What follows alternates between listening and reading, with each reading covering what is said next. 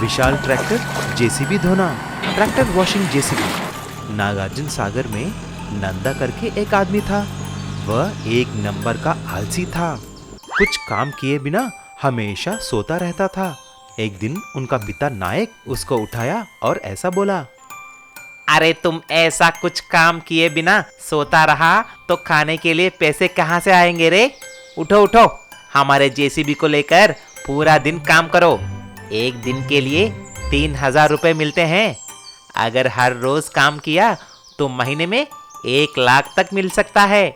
अगर तुम एक महीने में 1 लाख नहीं कमाया तो इस घर में एंट्री नहीं मिलेगा, नहीं तो रोड पे सोना पड़ेगा। सोच लो। तब वह कुछ कहे बिना जेसीबी को लेकर गांव में चला गया। उसको देखकर उसका दोस्त चिन्ना बोला, अरे ये क्या रे, पहली बार जेसीबी को लेकर कहीं निकले हो? क्या है मामला? अरे यार, मेरा बाप मेरे पीछे पड़ गया है। कुछ न कुछ काम करने के लिए बोल रहा है। लगता है मेरा गोल्डन डेज अब खत्म हो गया है। अच्छा ठीक है, तुम्हारे पास कुछ आइडिया है तो बोलो, करेंगे। अरे मेरे पास एक आइडिया तो है यार, लेकिन उसके लिए बड़ा सा सेटअप चाहिए। शेड, पानी और पंप्स भी चाहिए। हमारे गांव में बहुत सारे ट्रैक्टर्स खेती करके मिट्टी और धूल से भर जाते हैं। हम उनका वॉशिंग करेंगे। बहुत सारे पैसे हैं उसमें। अरे बहुत अच्छा आइडिया है यार। वॉशिंग के लिए वो सब की ज़रूरत नहीं है। हम एक काम कर सकते हैं, हम मेरे जेसीबी से ही उन ट्रैक्टरों का वॉशिंग कर सकते हैं।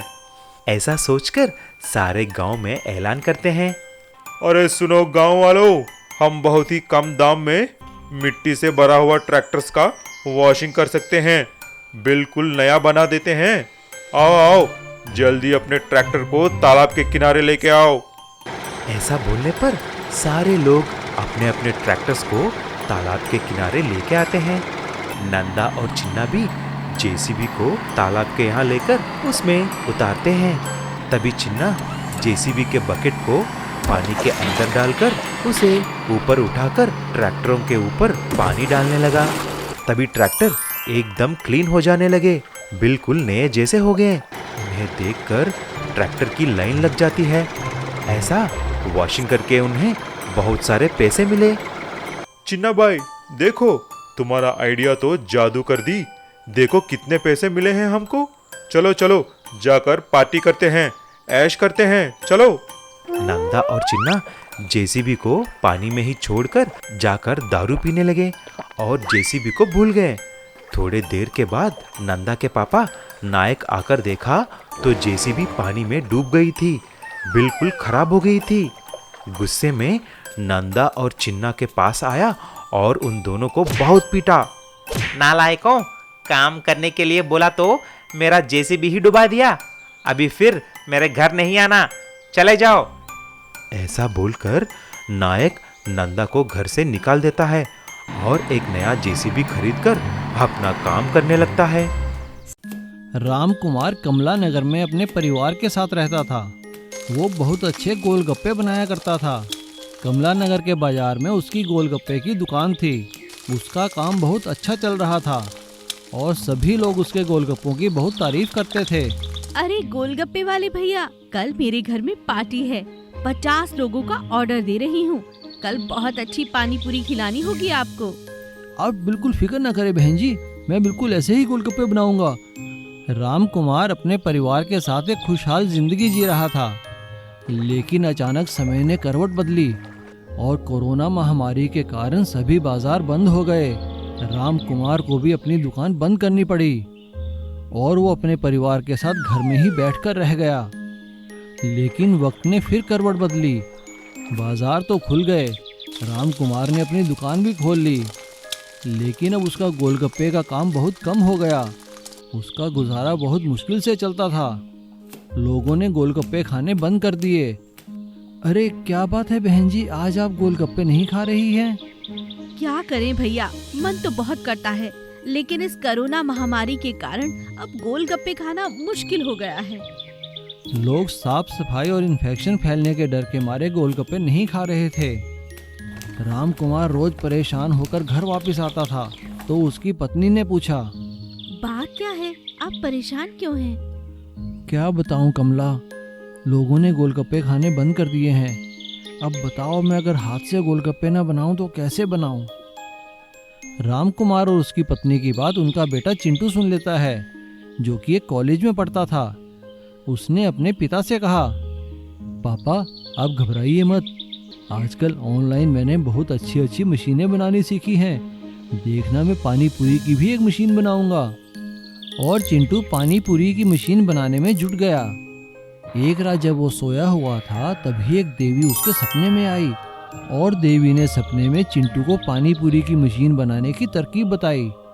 अगले ही दिन से चिंटू मशीन बनाने में जुट गया और 2-4 दिनों में उसने पानी पूरी बनाने की एक मशीन बना डाली और अपने पिता से कहा, पिताजी ये लीजिए पानी पूरी बनाने की मशीन, इसमें आप बिना हाथ लगाए ही लोगों को पानी पूरी खिला सकते हैं। क्या कह रहे हो चिंटू बेटा, क्या ये संभव है? हाँ पिताजी, आप खुद ही देख लीजिए।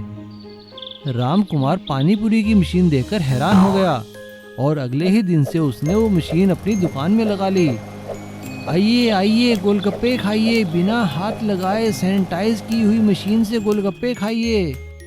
सभी लोग उसकी पानी पूरी की मशीन देखकर हैरान हो गए और फिर से गोलगप्पे खाने लगे। अरे शीला, तुम्हें पता है रामू ने गोलगप्पे की नई मशीन लगाई है, उसमें हाथ का बिल्कुल भी इस्तेमाल नहीं है। चलो चलो, बहुत दिन हो गए, गोलगप्पे खा कर आते हैं। ये तो तुमने बड़ी अच्छी खबर सुनाई, चलो चलो। और राम कुमार की दुकान पर फिर से भीड़ लगने लगी और इस तरह देवी माँ की बताई हुई तरकीब और चिंटू की कारीगरी से राम कुमार का काम फिर से चल निकला और वे फिर से खुशहाली की जिंदगी जीने लगे। मायापुर नाम के एक गांव में शिवाजी करके एक आदमी था। वह एक किराना शॉप चला रहा था। उसका एक दोस्त भी था, कमलेश। जब एक दिन कमलेश और शिवाजी उसके किराना शॉप में कुछ बेच रहे थे, उसी गांव का रहने वाला एक साइंटिस्ट जेम्स वहां पर आया। अरे शिवाजी, मुझे बहुत भूख लगी है, खाने के लिए कुछ ब्रेड और अंडे देना। अभी देता हूँ जेम्स। और वैसे भी आजकल तुम दिखाई नहीं दे रहे हो, क्या कुछ नया आविष्कार कर रहा है या खा पी कर सो रहा है? तुम्हारा मेरे दुकान में कर्जा भी बहुत बढ़ गया है। तुम एक साइंटिस्ट हो, इसीलिए तुमको सब दे रहा हूँ। ऐसा नहीं शिवाजी, मैं आजकल एक नए मशीन करने में लगा हुआ हूँ। अगर एक बार वो हो जाने के बाद मैं तुम्हारा सारा कर्जा एक ही दिन में चुका दूंगा। अच्छा चलो ठीक है। ऐसा बोलकर शिवाजी जो कुछ भी जेम्स ने पूछा वह सब दे दिया। लेकिन तभी शिवाजी का दोस्त कमलेश को एक डाउट आता है। अरे शिवाजी, ये जेम्स तो कुछ अजीब बातें कर रहा है।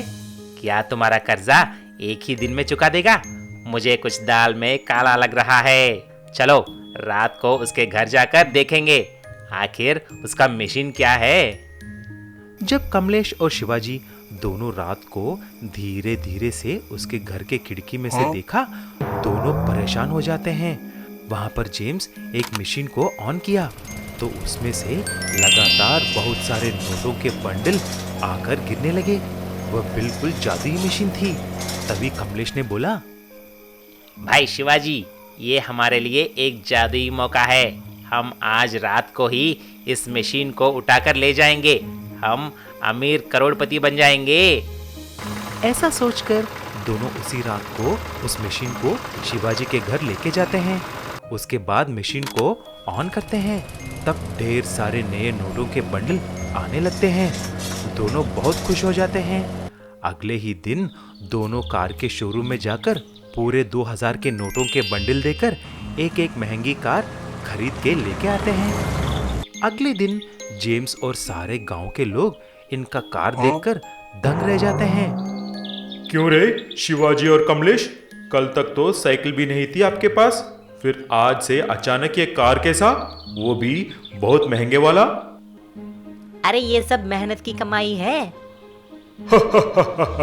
बुद्धू शिवाजी, तुम एक साइंटिस्ट के घर आकर ही चोरी करने के लिए सोचा? मेरे घर में चारों तरफ सीसी कैमरा और सीक्रेट माइक्स हैं। रुक, अभी तेरे लिए पुलिस आती ही होगी। और वैसे भी नोटों पे इंक एक दिन में चली जाती है रे। कुछ ही देर में पुलिस आकर चोरी के इल्जाम में कमलेश और शिवाजी को पीट पीट कर लेके जाते हैं।